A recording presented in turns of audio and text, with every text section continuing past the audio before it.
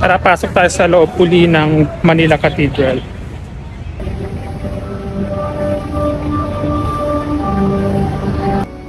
Lord God, the Lamb of God, the Son of the Father. Let us pray. At nagumpisa na nga akong mag-ikot-ikot dito sa loob ng Manila Cathedral. Makikita at mababasa mo nga dito ang history ng simbahan.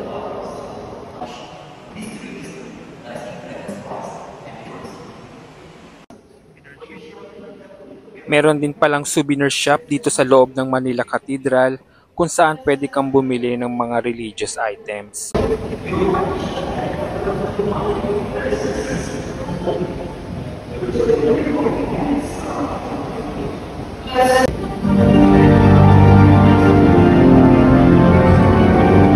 So may kinakasal ngayon dito sa Manila Cathedral. Hindi na natin tatapusin. Labas na tayo. Oh, malulobat na ako. 5% na lang.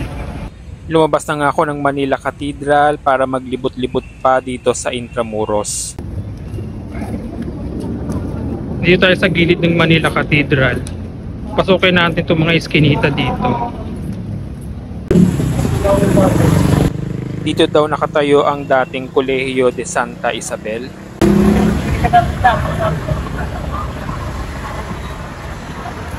Nakita ko nga ang sikat na coffee shop dito, ang Cafe Intramuros. Cafe Intramuros. Iniwan ko ba yan?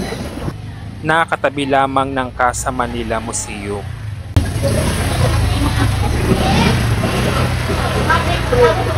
May natulog sa mata na? Dito pa rin. Daga.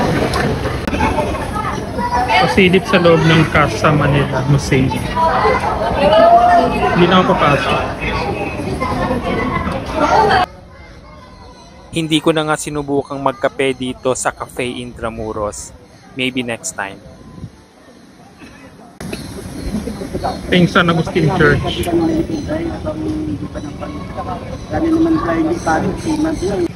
At tinuloy ko na nga aking paglalakad at paglilibot dito sa loob ng Intramuros.